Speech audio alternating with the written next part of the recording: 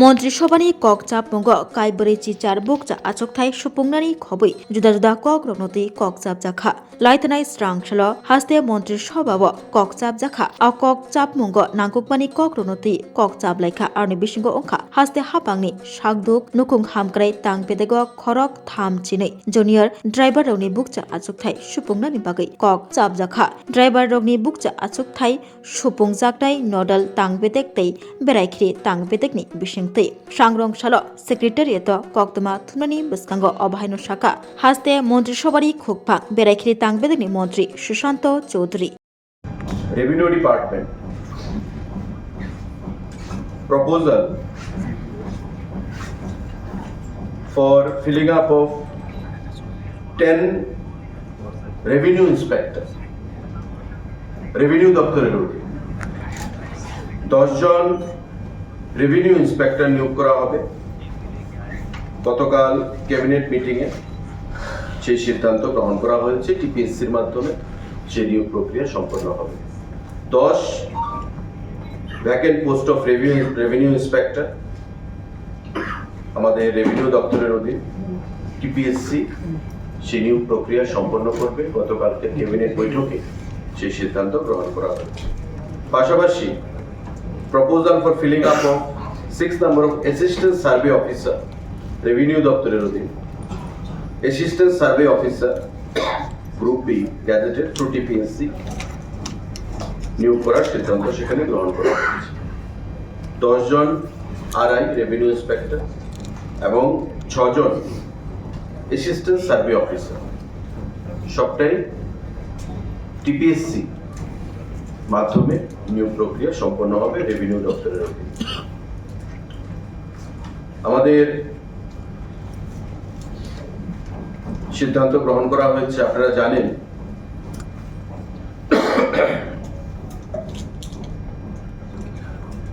গত বছর সিদ্ধান্ত গ্রহণ করা হয়েছিল আমাদের বাজেটে যারা কম্পিটিটিভ এক্সাম দিতে চায় লাইক আইএস আইপিএস ইউপিএসসি যেগুলো কন্ডাক্ট করে থাকে, আমাদের SSC staff selection commission, CGL, আমাদের রেলওয়ে রিক্রুটমেন্ট বোর্ডসের আরআরবিস, ব্যাংকিং আইবিপিএস যেটা আমরা বলি ব্যাংকিং এর যে personnel selection IBPS, banking service recruitment যে বোর্ড, এই যে কম্পিটিটিভ এক্সামগুলো সারা দেশব্যাপী সেগুলো সংগঠিত হয়ে থাকে। গত বাজেটে আমাদের সিদ্ধান্ত গ্রহণ করা হয়েছিল আমাদের বিভিন্ন জায়গায় যেমন উদয়পুর, আগরতলা, আমবাসা, ওই সেন্টারগুলোতে কোচিং প্রদান করা হবে এবং যাতে রাজ্যের ছাত্ররা, অনেক সময় আমরা দেখি এই সমস্ত কম্পিটিটিভ এক্সামগুলোর জন্য রাজ্যের বাইরে কলকাতা, কোটা, দিল্লি ওই সমস্ত জায়গায় গিয়ে মোটা টাকা দিয়ে তারা ভর্তি হচ্ছে, কম্পিটিটিভ এক্সাম দিচ্ছে, অনেকে সফলতা পাচ্ছে আবার অনেকে পাচ্ছে না। তাই রাজ্য সরকার সিদ্ধান্ত গ্রহণ করেছিল যে আমরা আগরতলা, উদয়পুর এবং আমবাসাতে কোচিং সেন্টার আমরা করব এবং এই যে কোচিং সেন্টারগুলো, সেই কোচিং সেন্টারগুলোতে কোচিং প্রদান করা হবে আমাদের সরকারের তরফ থেকে। এবং এই যে সিদ্ধান্তটা, তার যে guideline for setting up of Tripura competitive examination coaching centre at Agartala, Udaipur and Ambassa to provide quality coaching for job aspirants preparing for different competitive examinations conducted by government agencies. আমি যে এজেন্সিগুলোর কথা বললাম, ইউপিএসসি, এসএসসি, আমাদের railway, banking, এই যে এজেন্সিগুলো যারা recruitment প্রক্রিয়া সম্পন্ন করার জন্য পরীক্ষা গ্রহণ করে, তাদেরকে আমরা কোচিং প্রদান করব ছাত্রছাত্রীদেরকে। তারই একটা গাইডলাইন আমরা গত ক্যাবিনেট মিটিং এ সিদ্ধান্ত হয়েছে। ছাত্রছাত্রীদের এলিজিবিলিটি কি থাকবে, কত পোস্ট আমরা কত ক্যাপাসিটি থাকবে এবং কারা কারা জন্য বিবেচিত হবে। আমাদের বেড়াইখ্রি তাংবেদেকনি মন্ত্রী সুশান্ত চৌধুরী শাখা এসসি ওয়েলফেয়ার তাংবেদেকনি বিশিংতৈ হাস্তেও যতই কাইবা চিবুरै हस्टेल तंग आरने बिसिंग 33 अंखा बॉयज हस्टेल तै रंगस्रंगनाय रक तंग 363 20 हाई तंग गर्ल्स हस्टेल तै गर्ल्स हस्टेल रंगस्रंगनाय रक तंग 319 एनजीओ तंग एनजीओ रगनि फाइसिंगतै हस्टेल तंग कायसा आरो तंग रंगस्रंगनाय रक 30 हाई तै बरगनो सालब्रुम रजागो खक 4 ची खलाय रांनि स्टाइपेन मन्त्रि सभानि ककजाब मंग एससी वेलफेयर तांगबेदेकनि बिसिंतै हस्टेल तंगनाय रंगस्रंगै तंगनाय एससी कैटेगरीनि रंगस्रंगनाय स्रंगनाय जग्रगनो सालब्रुम ब्रुम स्टाइपेन खक 4 ची निस्लाय बाग्रिबै खक सारा खलाय रजाखा मन्त्रि सुशांत चौधुरी तैबो शाखा रेभिनिउ इन्सपेक्टरनि बुकचा आचुक थाइबो सुफुंजागनाय टीपीएससीनि बिसिंतै आबकारै कायदक एसिस्टेंट सार्वे अफिसारनि बुकचा आचुक थाइबो सुफुंना बागै याप्रि रमजाखा मन्त्रि सभाव ते आबरगबो टीपीएससीनि बिसिंतै आमजमुं नाहारै बुकचा आचुक थाइ सुफुंजागनाय हिनि शाखा मन्त्रि Sushant Choudhury Birchandra state central library যে নিউ বিল্ডিং সেখানে কোচিং সেন্টার নিউ মানে আমাদের কাজ পঠন পাঠন কাজ করবে। আমবাসাতে হবে GDC Ambassa at Ambassa Dhalai Tripura district. আমাদের নেতাজি সুভাষ মহাবিদ্যালয় এট উদয়পুর গোমতী ত্রিপুরা ডিস্ট্রিক্ট। এই জিডিসি মানে গন্ডাছড়া ডিগ্রি কলেজ, এটা গন্ডাছড়া কলেজ না, এটা আমবাসাতে at Ambassa Dhalai Tripura district. Courses আমি বলছি, যেমন আগরতলাতে যেটা Birchandra state central library new building আগরতলাতে, এখানে কোর্স কি করানো হবে? Civil services exams conducted by the UPSC, অর্থাৎ আইএএস আইপিএস এই যে প্রোগ্রামগুলো এগুলো কন্ডাক্ট করবে, এখানে পড়াশোনা করা হবে। ডিউরেশন অফ কোর্সেস কি 12 মাস মানে 1 বছর। Hours of coaching class per weak that need to be taken attended 20 hours. আমাদের আওয়ার্স টোটাল মানে 20 ঘন্টা ক্লাস করা হবে। 12 মাসের কোচিং থাকবে। সিভিল সার্ভিসেস এক্সাম যাগুলো ইউপিএসসি কন্ডাক্ট করে থাকে, এই কন্ডাক্ট পরীক্ষাগুলো কোচিং বীরচন্দ্র আমাদের স্টেট সেন্ট্রাল লাইব্রেরিতে সেখানে প্রদান করা হবে। আমাদের নেতাজি সুভাষ মহাবিদ্যালয় উদয়পুরে যেটা রয়েছে গোমতী জেলায়, সেখানে হবে staff selection commission SSC, RRBs মানে railway recruitment boards, institute of banking personnel selection IBPS, এই প্রোগ্রামগুলো। ডিউরেশন অফ কোর্সেস থাকবে 6 মাসের এবং নাম্বার আওয়ার অফ ক্লাসেস যেটা হবে 24 আওয়ার্স ক্লাস পার উইক। আর আগেরটা যে 20 আওয়ার্স এটাও পার উইক। আমাদের আমবাসাতে জিডিসি, আমি নামটা আপনাদের জেনে বলবো, জিডিসি আমবাসা যে ধলাই, এখানেও হবে staff selection commission SSC, railway recruitment board, institute of banking personnel selection আর আইবিপিএস। অর্থাৎ আমবাসা এবং উদয়পুরে আমাদের সিভিল সার্ভিসগুলো হবে না। যারা সিভিল সার্ভিস করতে চায় তাদের আগরতলায় এসে বীরচন্দ্র স্টেট সেন্ট্রাল লাইব্রেরিতে করতে হবে। ইউপিএসসি কন্ডাক্ট করবে এগুলো। আর যারা staff selection SSC, railway recruitment boards এবং institute of banking personnel selection IBPS যারা দিতে চায়, তাদেরকে আইদার উদয়পুরে আর আমবাসাতে সেখানে তাদেরকে গিয়ে ক্লাস করতে হবে। 6 মাসের কোর্স হবে এবং আমাদের 24 ঘন্টা পার উইক সেখানে ক্লাস সম্পন্ন হবে। এই 3টে সেন্টারে আমাদের কোচিং সেখানে সম্পন্ন হবে। Documents required to submit with application, আমাদের যে ডকুমেন্টস লাগবে, the following are the scanned documents of the beneficiaries to be enclosed at the time of applying. কি লাগবে? আমাদের 10th ক্লাসের অ্যাডমিট কার্ড এবং মার্কশিট এজ এজ প্রুফ। আমাদের 12th ক্লাসের মার্কশিট লাগবে, last academic qualification marksheet, permanent residence certificate PRTC লাগবে, passport size photograph লাগবে, কাস্ট সার্টিফিকেট লাগবে যদি এসসি এসটি বা রিজার্ভেশনের আওতায় আসে, আধার কার্ড অফ দ্য বেনিফিশিয়ারি। এই পেপারসগুলো সেখানে প্রদান করতে হবে ডিউরিং অ্যাপ্লিকেশন ফর্ম সাবমিশন। আমাদের যে সিলেকশন হবে, আমাদের eligibility criteria for the beneficiaries, এটা হবে ত্রিপুরা রাজ্যের বেনিফিশিয়ারি হতে হবে, অর্থাৎ ক্যান্ডিডেট ত্রিপুরা রাজ্যের হতে হবে। আমাদের গ্র্যাজুয়েশন থাকতে হবে, কারণ আপনারা জানেন যে এই এক্সামগুলো দিতে গেলে মিনিমাম কোয়ালিফিকেশন যে ক্রাইটেরিয়া সেটা হচ্ছে গ্র্যাজুয়েশন। তার গ্র্যাজুয়েশন সার্টিফিকেট থাকতে হবে। ত্রিপুরা রাজ্যের পিআরটিসি তার থাকতে হবে, মানে ইনহেবিটেন্ট অফ ত্রিপুরা হতে হবে। এবং একটা স্ক্রিনিং হবে সরকারের তরফ থেকে, এটা হায়ার এডুকেশন ডিপার্টমেন্ট পরিচালনা করবে। একটা স্ক্রিনিং হবে এবং সম্পূর্ণভাবে মেরিট বেসিস তাদেরকে প্রভিশন দেওয়া হবে। এবং প্রত্যেকটা সেন্টারে আমাদের 100 জন করে সেখানে অ্যাসপিরেন্ট থাকতে পারবে।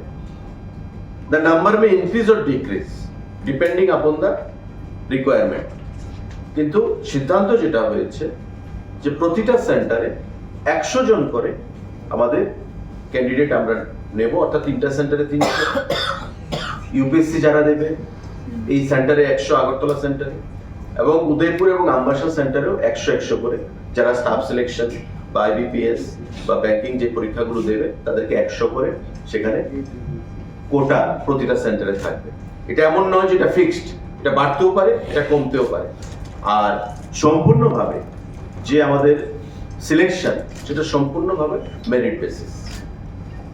হাসতে মন্ত্রিসভানি খোকপাং মন্ত্রী সুশান্ত চৌধুরী তাইব শাখা 2025-26 রাং বিষয় বাজেট কক চাপलाइमुंनि बिसिंतै सिविल सार्भिस आमजमुं नाहानानि बागै बीरचन्द्र स्टेट सेंट्रल पब्लिक लाइब्रेरीआव ट्रेनिंनि बागै क्लास ख्लायनानि शेप ख्लायरि जाखा आबकारै उदिपुरनि नेताजी सुभाष कलेज आम्बासा GDCआव SSC RRD ABPS आमजमुंनि बागै कोचिंग क्लास ख्लायरि जाखा जतवै 300 रोंस्रोंनाय जुग रत्न चंगै हायकेबा सिलेक्ट ख्लाय जाखा तै आ रोंस्रोंनाय जुग रत्न तालदकनि बागै ट्रेनिंग ख्लायरि जागनाय फोरोंजागनाय त्रिपुरा हास्तनि कालचार हांकर कायची ग्राम पंचायत बरिदकनि बागै नारी आदालत मंगै कताले स्किम चेंगसवै रुना बागै कक साबजाखा मन्त्री सभाव সিদ্ধান্ত গ্রহণ করা হয়েছে গতকালকে ক্যাবিনেট মিটিং আমাদের আরেকটা গুরুত্বপূর্ণ সিদ্ধান্ত, কেন্দ্রীয় সরকারের যে সোশ্যাল ওয়েলফেয়ার এন্ড সোশ্যাল জাস্টিসের যে দপ্তর, যেটা রাজ্য সরকারের অধীন রয়েছে, social welfare and social education department, সমাজ শিক্ষা এবং সমাজ কল্যাণ যে দপ্তর, সেখানে একটা নতুন স্কিম নারী আদালত। আমাদের রাজ্যে বা সারা দেশে এমনও জায়গা রয়েছে যখন নারীরা নির্যাতিত হয়, অনেক সময় তারা কোর্টে যেতেও ভয় পায় বা পঞ্চায়েতে বিচার চাইতে গিয়েও তারা ভয় পায়। মানে একটা সময় দেখা যায় যে নারীদের উপর যতই অত্যাচার হোক, বিচারের বাণী নিরালে নিভৃতে কাটে।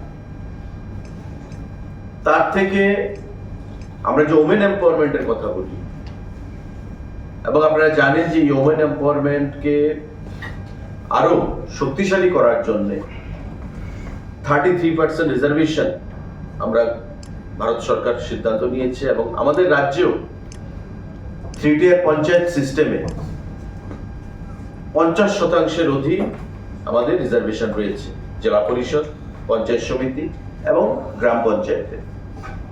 তো সেই নারীদের উপর যদি অত্যাচার হয় বা নারীদের উপর যদি কোনো ধরনের আক্রমণ সংঘটিত হয়, তবে নারী আদালত নামে একটা নতুন স্কিম পাইলট প্রজেক্ট হিসাবে আমরা ঘোষণা করছি।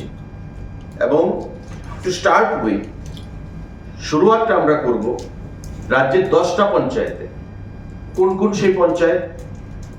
নর্থ ত্রিপুরাতে কদমতলা ব্লকের অধীন ফুলবাড়ি পঞ্চায়েত, ঊনকোটি জেলায় চণ্ডীপুর ব্লকের অধীন শ্রীরামপুর পঞ্চায়েত, খোয়াই জেলায় আমাদের খোয়াইআড়ি ব্লকের অধীন ওয়েস্ট সোনাতলা পঞ্চায়েত, পশ্চিম জেলায় বামুটিয়া আড়ি ব্লকের অধীন লেম্বুছড়া পঞ্চায়েত, সিপাহীজলা জেলায় নলছড়ে খেদাবাড়ি পঞ্চায়েত, গোমতী জেলায় টেপানিয়া আড়ি ব্লকের অধীন টেপানিয়া পঞ্চায়েত, সাউথ ত্রিপুরা জেলায় সাতচাঁদ ব্লকের অধীন বিবেকানন্দ পল্লী পঞ্চায়েত, এবং ধলাই যেহেতু আমাদের অ্যাসপিরেশনাল ডিস্ট্রিক্ট, তাই ধলাই জেলায় আমাদের সালেমা আড়ি ব্লক, দুর্গা চৌমনি আড়ি ব্লকের অধীন আমরা 3টা পঞ্চায়েত আমরা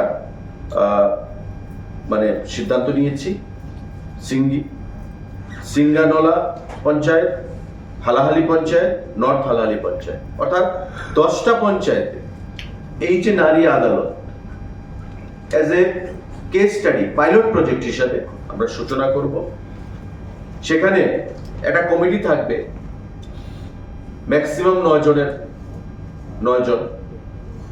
ধরুন ফুলবাড়ি পঞ্চায়েত, ওই ফুলবাড়ি পঞ্চায়েতের মধ্যে সোশ্যাল এমিনেন্স, রিটায়ার্ড টিচার বা সেখানকার সোশ্যাল ওয়ার্কার, প্রমিনেন্ট কোনো সোশ্যাল সামাজিক ব্যক্তিত্ব বা সেখানকার সামাজিক বাইরে কোনো রাজনৈতিক ব্যক্তিত্ব বা প্রতিষ্ঠিত মানুষ, সেলফ হেল্প গ্রুপের সদস্য হতে পারে, সেখানে তারা বিচার করবে।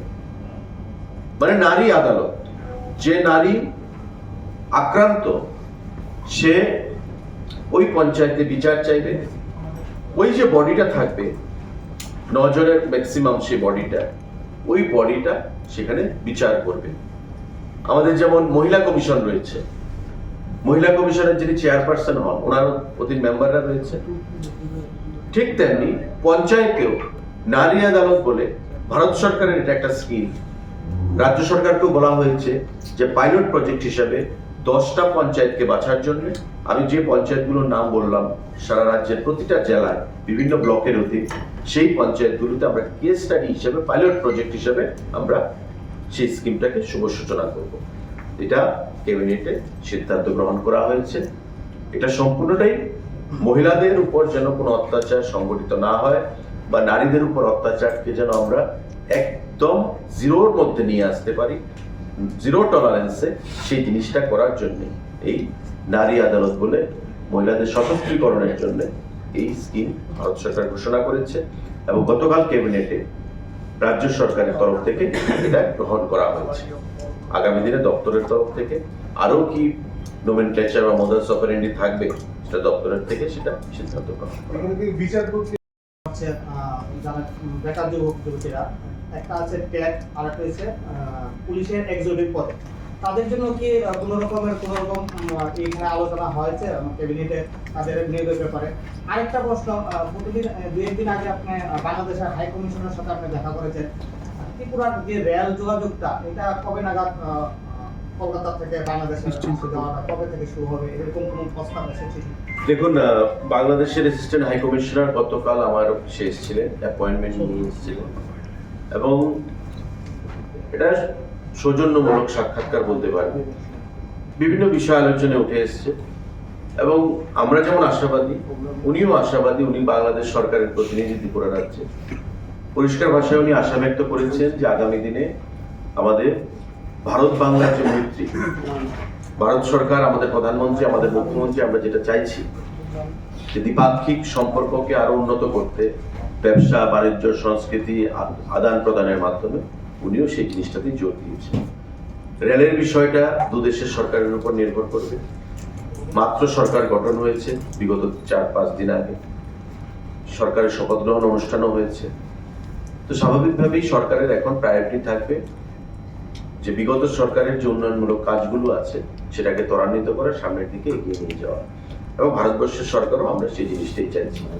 স্বাভাবিকভাবেই সময়ের উপর আমাদের নির্ভর করতে হবে। আমরা আশাবাদী যে নতুন সরকার বাংলাদেশে ভারত সরকারের সঙ্গে সৌহার্দ্যপূর্ণ পরিবেশে কাজ করবে এবং দুদেশের সম্পর্ক যেটা বিগত দিনে ছিল একটা ব্যবসা বাণিজ্য, বৈদেশিক পররাষ্ট্র নীতি সমস্ত দিক থেকে সেই দিক থেকে আমরা পুনরায় ফিরে যেতে পারবো বা তার থেকে আরো ভালো হবে, বেটার হবে। আপনার যে প্রথম প্রশ্নটা টেট এবং স্পেশাল এক্সিকিউটিভ, সেটা সঠিক সময়ে এটা আমার এখতিয়ারে নয়, মাননীয় মুখ্যমন্ত্রীর এখতিয়ারে রয়েছে। এবং আমরা চাই যে প্রতিটা চাকরি যে আমরা প্রদান করব সেটা যেন সুরক্ষিত থাকে, প্রোটেক্টেড থাকে, ভবিষ্যতে যেন কোনো আইনি গ্যারাকলের মধ্যে কোনো চাকরিজীবীকে পড়তে না হয়। ত্রিপুরা রাজ্যে বিগত দিনে আমরা দেখেছি 10,323, বিগত দিনে আমরা দেখেছি অনেক কেস হাইকোর্ট, সুপ্রিম কোর্ট পর্যন্ত গড়িয়েছে। এতে করে যারা জব সিকার, যারা অ্যাসপারেন্ট, তাদের তো কোনো ভুল ছিল না বা দোষ ছিল না, সরকারের দোষ ছিল বিগত দিনে, বিগত সরকারের সময়। তাই সেই জিনিসগুলো যেন পুনরাবৃত্তি না, আইনি যে দিকগুলো রয়েছে, টেকনিক্যাল যে ফ্লস রয়েছে, সেগুলো দূর করে আমরা চাকরি প্রদান বিগত দিনে করেছি এবং মাননীয় মুখ্যমন্ত্রীও চাইছেন এইগুলিও যেন আইনি যে দিকগুলো সেগুলো নজর রেখে যেন আমরা প্রদান করতে পারি। তো যখন আমরা চাকরি প্রদান করব, এই চাকরিগুলো যেন কোনো সময় হারাতে না হয়, খোয়াতে না হয় এই জব সিকারদেরকে, অ্যাসপিরেন্টদেরকে, সেগুলো মাথায় রেখেই প্রদান করা হয়। এই ত্রিপুরাতে যে কোচিং সেন্টার চালু করা হচ্ছে, এটা কি প্রথমবার হচ্ছে এরকম ব্যবস্থাপনাটা মানে সরকারি উদ্যোগে? এবং আরেকটা প্রশ্ন হচ্ছে, ওই যে গ্রামীণ স্তরে মহিলাদের সংক্রান্ত যে কমিটি, এটা এই বডিটা কিভাবে তৈরি করা হবে, মানে এখানে মহিলাদের অংশগ্রহণ কেমন থাকবে? এটা সোশ্যাল ওয়েলফেয়ার দপ্তর থেকে জাস্ট গতকাল সিদ্ধান্ত গ্রহণ করা হয়েছে। এখন একটা নোমেনক্লেচার তারা তৈরি করবে, কিভাবে তারা সেটা তৈরি করবে, আপনার সোশ্যাল ওয়েলফেয়ার দপ্তর থেকে সেটা পরিষ্কার করবে যখন এটা ইমপ্লিমেন্টেশন হবে। আর কোচিং সেন্টার যেটা, এটা তো আমাদের প্রথমবার, গতবার বাজেটে আমাদের ঘোষণা ছিল যে আমরা করবো এই অর্থ বছর এখনো শেষ হয়নি, চলছে। এই অর্থ বছর থেকে এটা আমরা সিদ্ধান্ত গ্রহণ করা হলো। এবং আমি মনে করি যে ত্রিপুরা রাজ্যের প্রায় বিশাল সংখ্যার ছেলে মেয়েরা কোটাতে যায় বা বাইরে পড়াশোনা করছে এই অল ইন্ডিয়া সার্ভিসের চাকরিগুলো পাওয়ার জন্য, তাদের জন্য যারা ফিনান্সিয়ালি একটু ব্যাকওয়ার্ড ক্লাসে রয়েছে, তাদের জন্য অনেকটাই সুবিধা হবে। বাজেট সেশন কবে থেকে শুরু হতে পারে আলোচনা?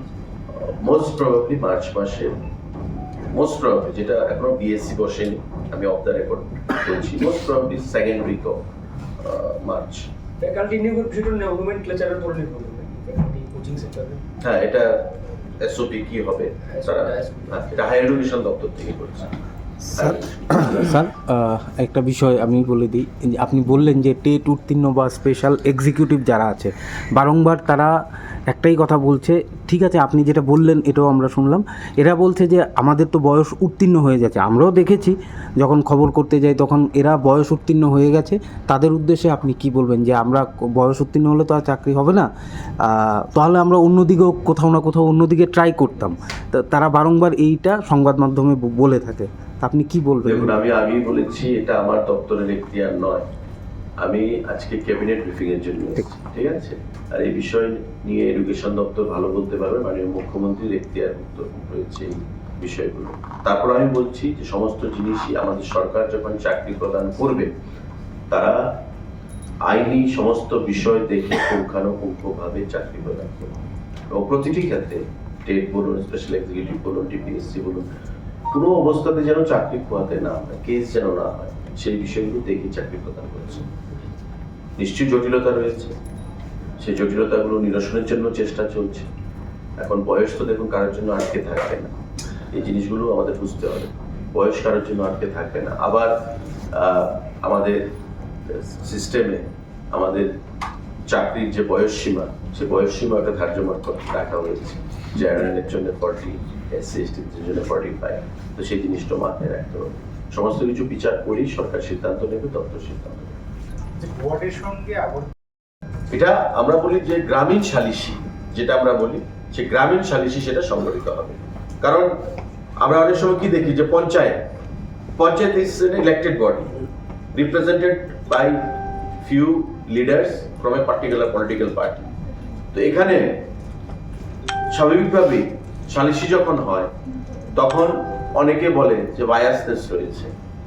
তাই ভারত সরকার এটা করেছে যে যারা থাকবে তারা পলিটিক্যাল রিপ্রেজেন্টেটিভও থাকতে পারে, কিন্তু প্রেফারেবলি সোশ্যাল এমিনেন্স, যারা জুডিশিয়াস, যারা নিউট্রালিটি বজায় রাখবে এবং বিভিন্ন অ্যাঙ্গেল থেকে যারা গ্রামের প্রতিষ্ঠিত মানুষ, যাদের বিরুদ্ধে কেউ আঙুল তুলে কথা বলতে পারবে না যে তাকে কেন রাখা হয়েছে, ওই সমস্ত ব্যক্তিদেরকেই সেখানে রাখা হবে এই সালিসিতে, এবং তারা বিচার করবে যাতে করে এই জিনিসগুলো আদালত বা পুলিশি ব্যবস্থাপনার মধ্যে বেশি না করা। গ্রামীণ মানুষের একদিকে মহিলাদের, অনেক সময় মহিলারা যখন নির্যাতিত হয় পুলিশের কাছে জবানবন্দি করতে বা কোর্টে যেতে ওরা একটু লজ্জা বোধ করে, তো সেই জিনিসটাকে মাথায় রেখে এই সিদ্ধান্ত গ্রহণ করেছে ভারত সরকার, এবং গতকালকে ক্যাবিনেট সেটাকে গ্রহণ করেছে। আপনাদের যদি কোনো প্রশ্ন থাকে কোচিং সেন্টারগুলি কবে থেকে চালু হচ্ছে এবং এই সেশন থেকে আমাদের চালু হবে। আমাদের রেজাল্ট আউটের পর যখন সেশনটা শুরু হবে তখন থেকে চালু হবে। কোচিং সেন্টার নিয়ে আমার যেটা প্রশ্ন আছে, আমাদের স্টেট গভর্নমেন্ট তো বাইরে যারা কোচিং নেয় আইএস আইপিএস তাদের আমরা একটা টাকা দেয় স্টেট গভর্নমেন্ট, ওইগুলি কি চালু থাকবে? আর এই যে এখানে রাজনীতি হবে এইগুলি বহন করবে? যে স্কিম তো চালু আছে বা যেগুলো দেওয়া হচ্ছে, কিন্তু বর্তমানে যেটা গত বাজেটে হয়তো আপনাদের মনে আছে, গত বাজেটে অর্থমন্ত্রী সেটা ঘোষণা করেছিলেন, তো সেটাই আমরা বাস্তবায়নের জন্য 3টে কোচিং সেন্টার আমরা করলাম। দোজ হু আর ইন্টারেস্টেড, যে বাইরে না গিয়ে আমরা করতে চাই, আমরা সেখানে করব। কোচিং ফি লাগবে, একটা প্রসেস সেখানে থাকবে এবং বিনামূল্যে সেটা করা হবে। স্যার আমার দুইটা প্রশ্ন। উদয়পুরের আগরতলার যারা এসএসসি পরীক্ষা বা আরআরবি দেবে, আগরতলার কিছু স্টুডেন্ট করে সে কোচিং নেবে, তাহলে উদয়পুর যেতে হবে, উদয়পুর আমবাসা। উদয়পুর পাবনা। স্যার দুইটা প্রশ্ন ছিল।